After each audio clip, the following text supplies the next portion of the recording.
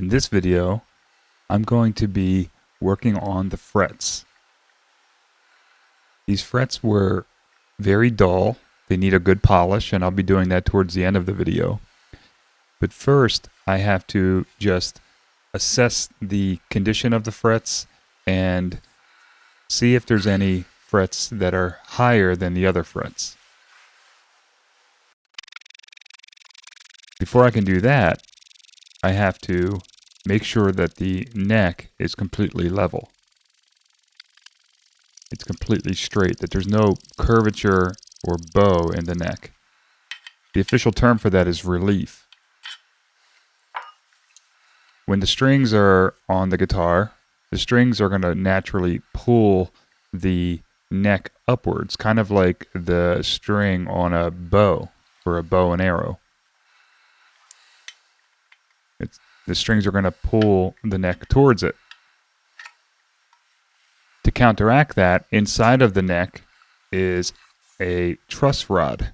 The truss rod is there to support the neck so that the neck is stronger, but it's also adjustable so that you can tighten it to counteract that upward bow caused by the strings pulling on it. Since the strings are removed from the neck, though, the truss rod is playing a tug of war without an opponent. So it's actually pulling the neck into a back bow shape where the middle of the neck is high and the ends of the neck are low. So this straight edge that I'm using, it's a notched straight edge so that it can lay directly on the fingerboard itself without the frets getting in the way. The straight edge is actually rocking, but after some adjustments on the truss rod, I'm able to get the straight edge to be perfectly flat, or in other words, I'm able to get the neck to be perfectly flat to the straight edge, as you can see here. So now I know I'm dealing with a straight neck, which is important if I have to level the frets later.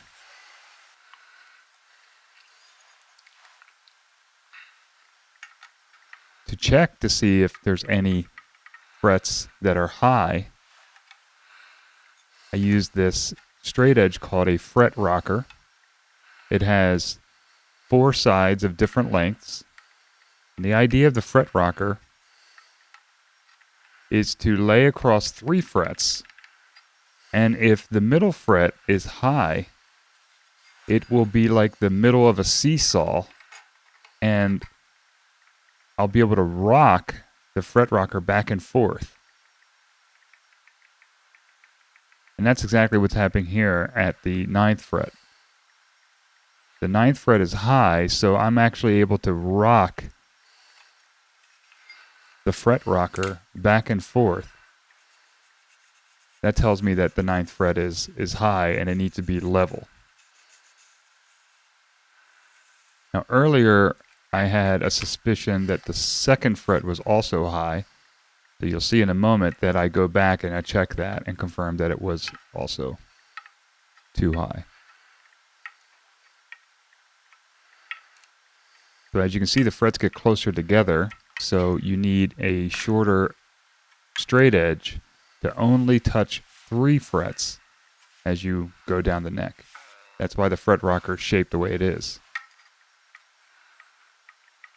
So here I'm back at the 2nd fret, and yes, I can confirm that that 2nd fret is high because it rocks back and forth on the 1st and 3rd frets.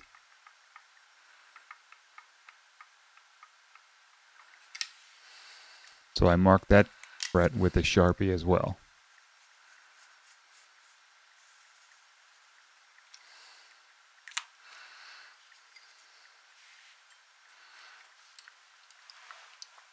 Now I mark it with a Sharpie so that I can, 1, remember which fret needs to be worked on, and 2, it tells me when I've removed material from the top of that fret, when the Sharpie disappears.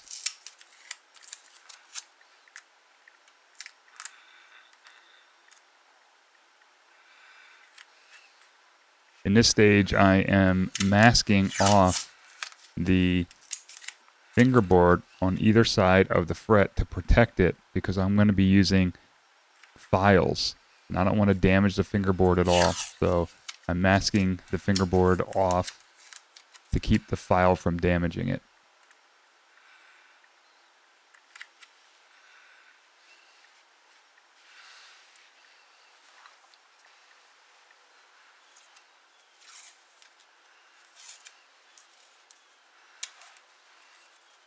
It's good to have different widths of masking tape, because as you go up the fingerboard, the frets get closer and closer together. So it makes it just more convenient to have different widths of masking tape rather than having to trim down your masking tape to the appropriate width.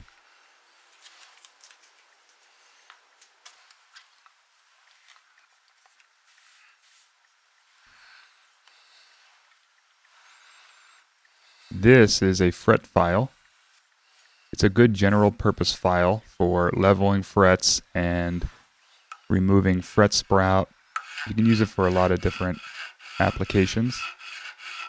In this case, I'm using it to remove the crown of the high fret to try to get it to be the same height as the frets on either side of it.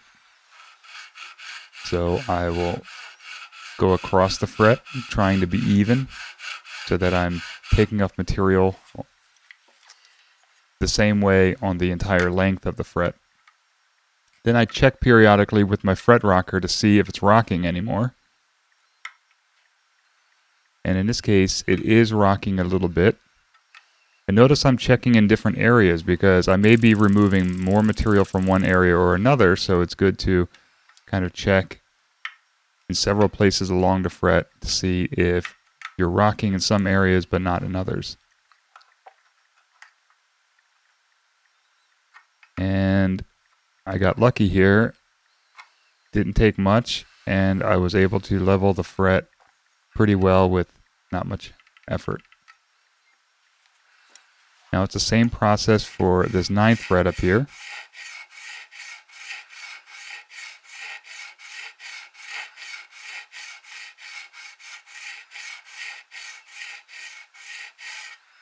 This file is very coarse, so it takes off a lot of material in a short period of time. So just a dozen or so strokes will take off plenty of material, so it's good to check with the fret rocker often.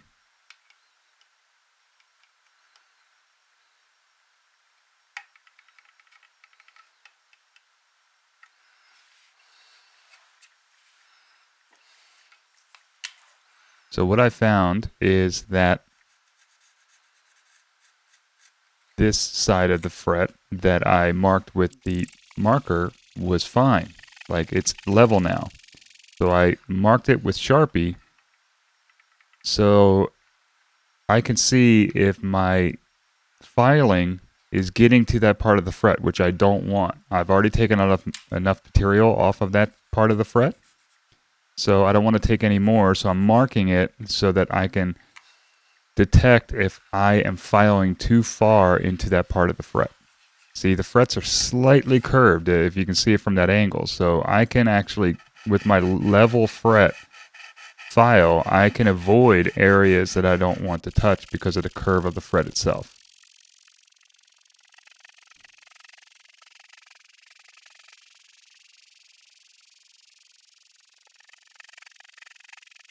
This process can be tedious. You just have to be patient, recheck, refile, recheck.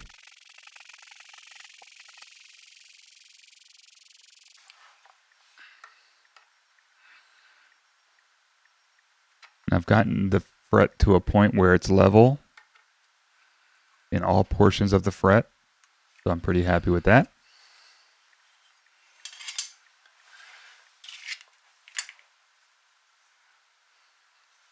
Now this is a fret crowning file. You can see that it has this concave groove, and inside of that groove is like a file And that file is roughly the shape of the crown of the fret. What this is supposed to do is remove the plateau that my previous file, that flat file that I just used, that put a plateau on the top of the fret. Really, the top of the fret should virtually be a continuous curve, like a dome. But in this case, I kind of shaved off the top of the dome, leaving a flat top to it. Well, this file here will bring back most of that dome, most of that curve. Now I mark the fret again with a marker because what I'm looking for, and it's very difficult to see on camera, but what I'm looking for is I want the wide flat stripe of the Sharpie mark to get narrower and narrower. So there's just a very thin stripe along the very middle of the fret. Lengthwise down the fret, there should be a very thin stripe where the file has not actually touched that very pinnacle of the fret itself. It's only taken the shoulders of the plateau and rounded them. But the very pinnacle of the fret is still untouched. That's the goal.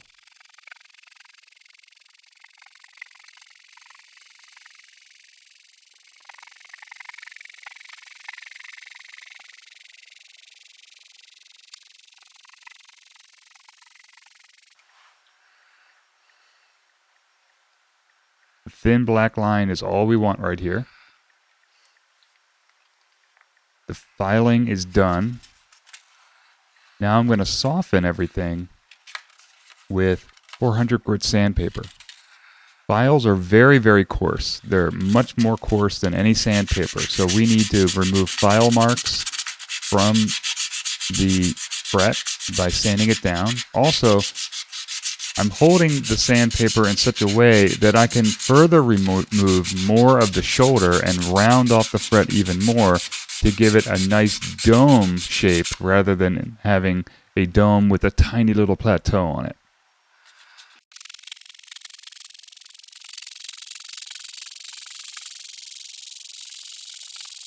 You can already see the fret is much shinier than the frets I haven't touched yet. But not as shiny as it's going to be later, you'll see. I move up to 800 grit sandpaper and do the same thing again. The 400 grit was to get rid of the file marks. You don't want to move up to 800 grit if there's still file marks.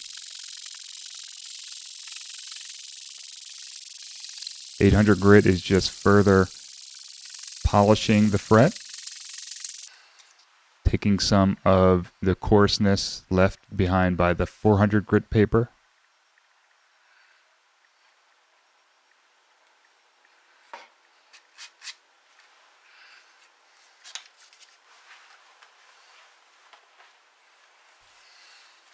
So I'm using a bit of tissue to test for fret sprout.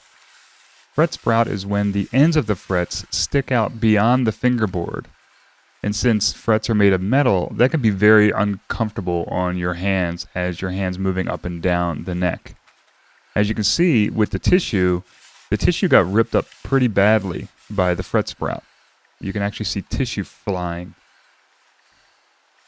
Now imagine that on your hands. That wouldn't be comfortable at all.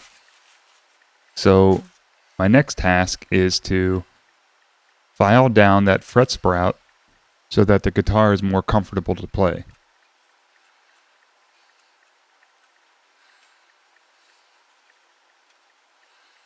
To do that, I'm going to grab that flat file again. But before that, I got to tape the side of the fingerboard off because I don't want to be filing into the wood. So the masking tape acts as a barrier and also helps me see when the angle of my file isn't quite right and I'm starting to take away the wrong material. I only want to take away the metal of the fret, and I don't want to touch any of the wood or the finish on the wood. So if I start to see masking tape being removed, that tells me I am not holding the file at the correct angle and removing the wrong material.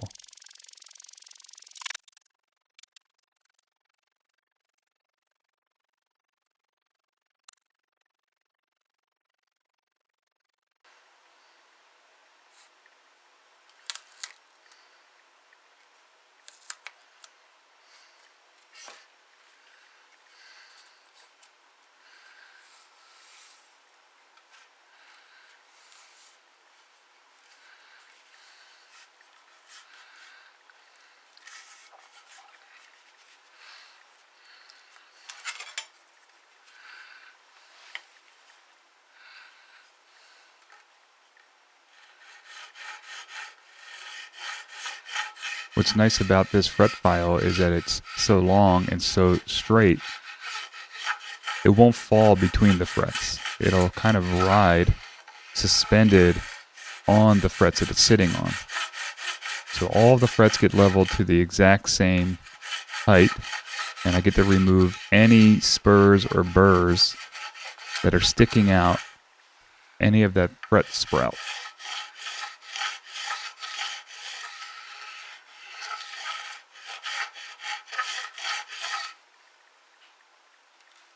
I'm listening for the sound of metal on metal. When that sound goes away, I know I'm finished.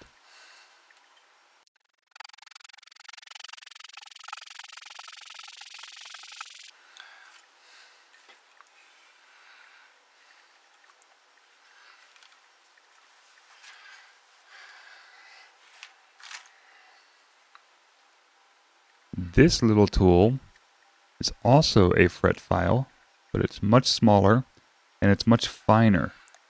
The grit on it is much finer. I'm going to use this to take off these little corners of the frets. Doesn't take much. This is just to soften the ends of the frets a little bit to remove even more of that fret sprout and make the guitar more comfortable to play.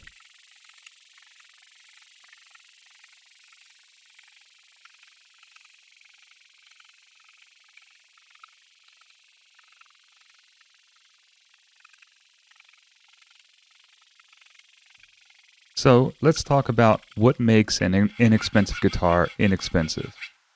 Well, the cost of a guitar comes from a lot of different factors: the hardware, the materials, and the labor. So in an inexpensive guitar, oftentimes the cost is saved from labor. Many of the materials that it takes to make a guitar are commodities. They're easy to get and they're fairly inexpensive. But labor is always expensive. And one of the most labor-intensive tasks on making a guitar is to make the frets feel good, look good, and play good. It takes a lot of time, as you can see right here, to do all that stuff. And imagine having to do this hundreds of times a day for your manufacturing process. It's very, very costly.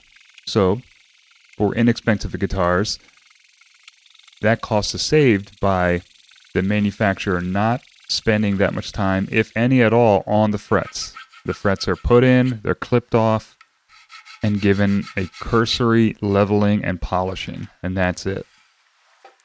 So oftentimes, you'll get an inexpensive guitar that has bad frets, they're high, and they're uncomfortable to play. What that also means is that you can get a lot of value if you work on your own guitars. You can buy a guitar like this for very little money and then put your own work into it to elevate it to a much nicer guitar.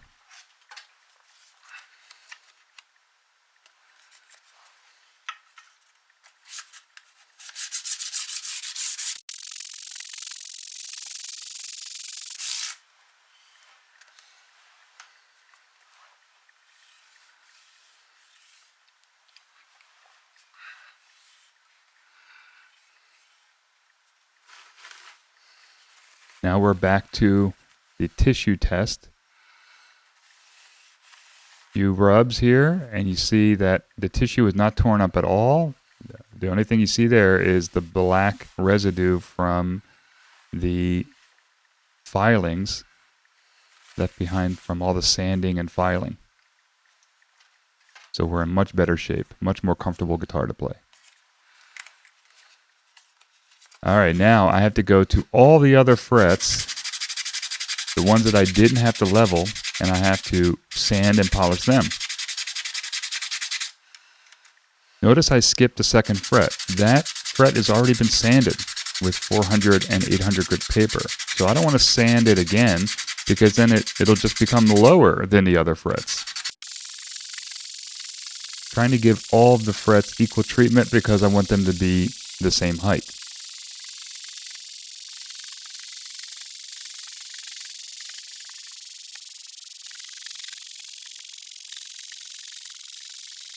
As you can see, just this process alone is making the frets much brighter and shinier.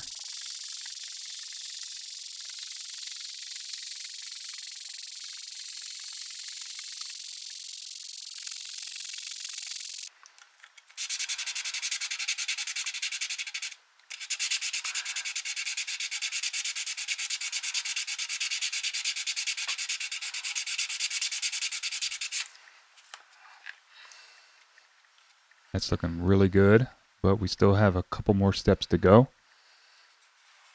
Time to use some steel wool. You can get this at the grocery store. Get this ribbon style steel wool. It's way less messy and does the job really well.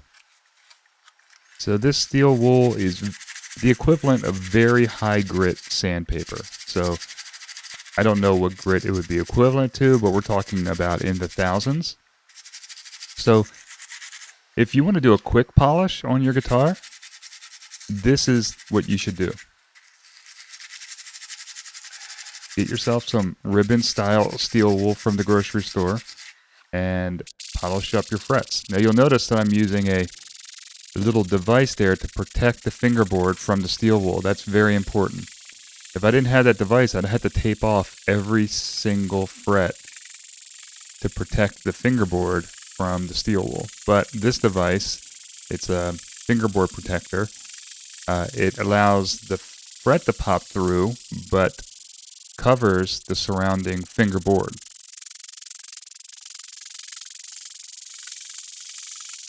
Now we're getting to a very, very high sheen. But I want these to shine. So I'm going to take it one step further, but this step is not necessary. This is just an extra step to add a final bit of polish. I'm going to use a Dremel tool and some metal polishing compound. Important to use a compound whenever you polish.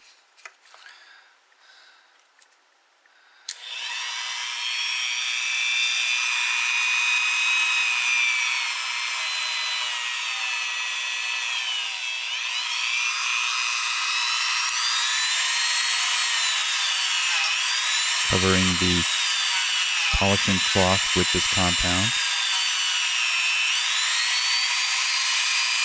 The compound has some abrasives in it that helps remove the final bit of material to add the last bit of shine.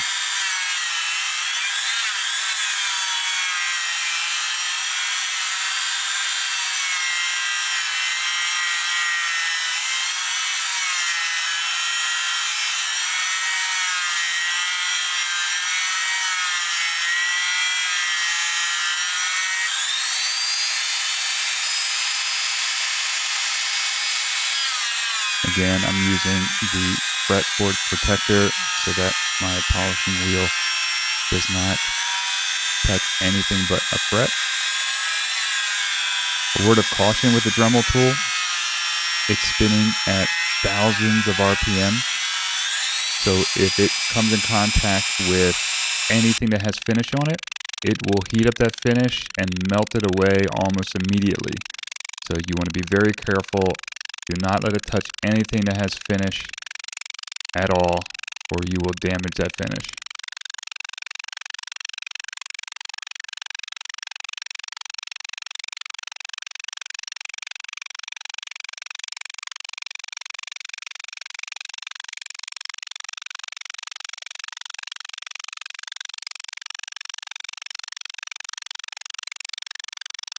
Now, a benefit of having very polished frets is that when you bend strings, you are moving a string across the fret.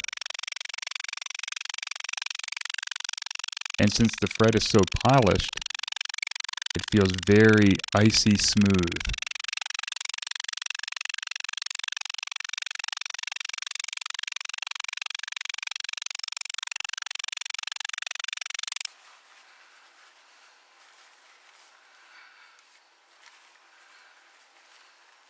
Those frets are gleaming now.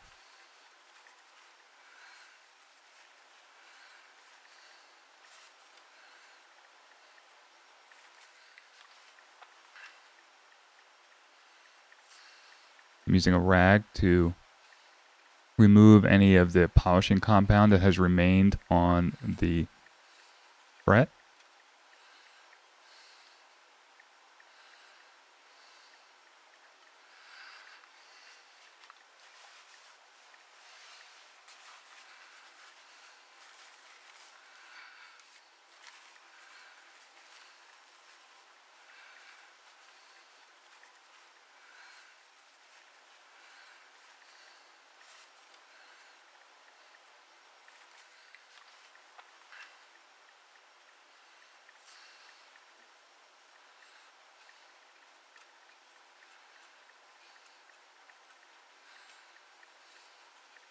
The frets now have a mirror shine to them. Great.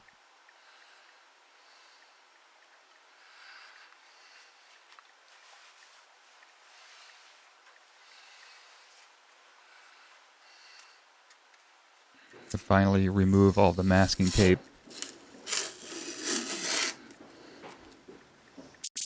By doing all of this fretwork, I've made it so that when I do the setup on the guitar later, once it's reassembled, that I'll be able to lower the action much further than I would have if I didn't do this fretwork. Action is the term to describe the height of the strings above the fingerboard. And the lower the action, the better. I want this guitar to be as playable as possible, and doing the fretwork has made my life much easier for doing the setup later on.